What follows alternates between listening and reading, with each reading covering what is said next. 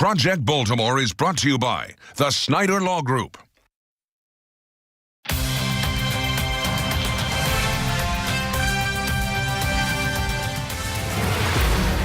Tonight, a Project Baltimore investigation. I feel like it's a slap in the face to us. A city school shut down after winning a 7-figure grant from the federal government.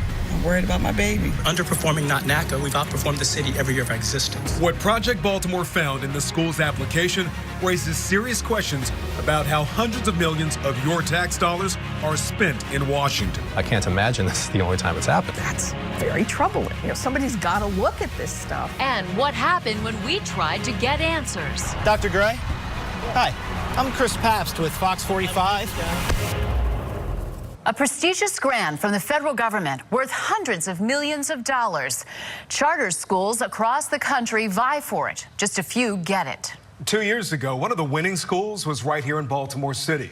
But now that school is being shut down by North Avenue. Where did the money go? And how can a school that's closing get it?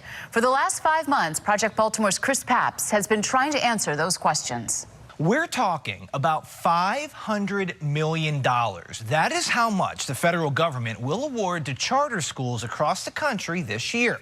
In 2017, $1.5 million of that was awarded to a Baltimore City school that next month will have no students. Pastor Cecil Gray is a hard man to find. We've been to his house, his church, the 2 schools he runs in Baltimore City.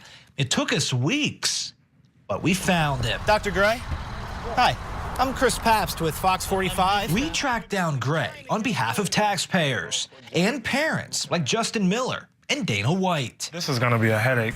Are you worried? Find out some more, of course. Miller and White have 2 sons at Northwood Uphold Community Academy, a charter school in East Baltimore.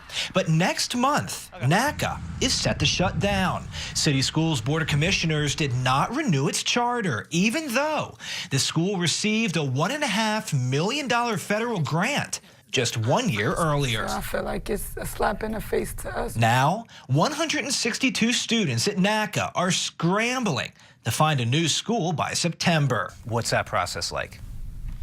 Hectic. And a dead stop. We don't even know where to start at. Where to go, yes. Frustrating? Yes, very frustrating. Miller and White tell Project Baltimore they never saw this coming until this school board meeting in January. Underperforming, not NACA. We've outperformed the city every year of our existence. That was Dr. Gray addressing the school board trying to save his school. It didn't work. The board voted to shut it down. All in favor? Motion passes 8-1. Are you guys upset with the school? Yes. I'm irate with the school, yes. Irate because this wasn't supposed to happen.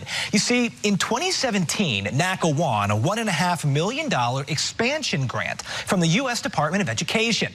Only 17 charter schools nationwide got this grant, so the federal government must have been impressed. But 1 year later, City Schools shuts NACA down. We wondered, how can that happen? So we took a close look at NACA's grant application, what Gray told the feds to get your money. These 60 pages describe a school that's helped its students overcome poverty and violence. Apparently, NACA uses Socratic seminars and equitable pedagogy to consistently outperform its city and state peers.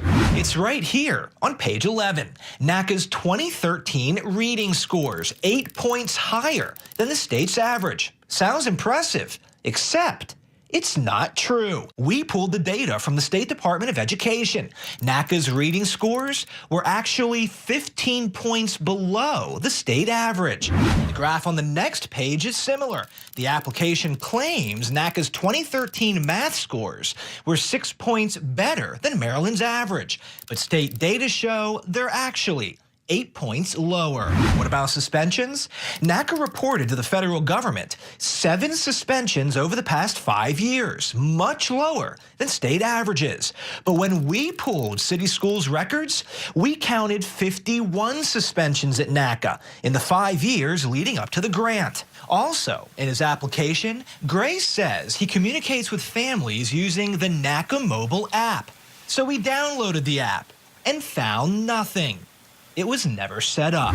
And then there's this. In the application, NACA told the federal government it plans to have nearly 1,000 students enrolled in 3 schools by 2021, and the grant would help them get there. The problem is NACA doesn't have 3 schools. It never did. The 3rd school was supposed to be built here, but it was never approved. Where is this money going? Y'all can't even keep the grass cut. Kids are playing in dirt in the back and wood chips. Then these kids can't even go on a field trip. My son is 10 years old and they haven't even took him to the aquarium, the zoo. Nothing.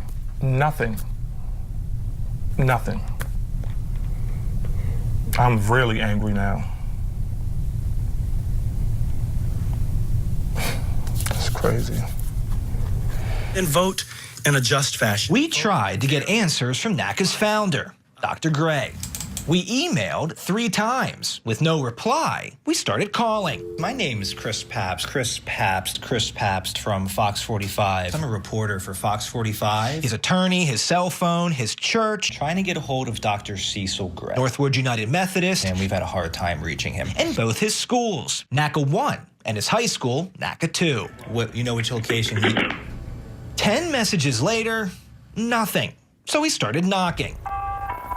First, Gray's house, then both schools and his church. We left business cards. Okay, if you see him, I'm with Fox 45. Can you give him my card and have him please contact me? And more messages. I get a hold of Dr. Cecil Gray. Still nothing. But we wanted to know, did Gray misrepresent his school to get $1.5 million from taxpayers?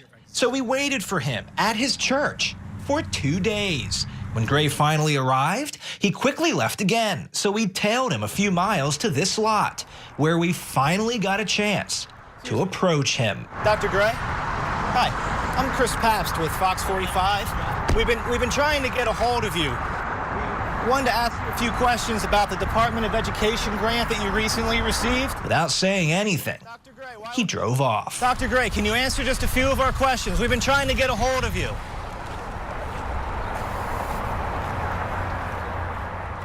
So why did North Avenue shut down NACA even after it received a $1.5 million grant? And did the federal government know this could happen before awarding the money? That part of the story, Wednesday. Well, Chris, $500 million is obviously a lot of money, and that number keeps going up? It's gone up a lot. It's gone up $100 million in just the past 2 years, and expanding charter schools has been a priority of the Trump administration under current Secretary of Education, Betsy DeVos. And we want to hear from you.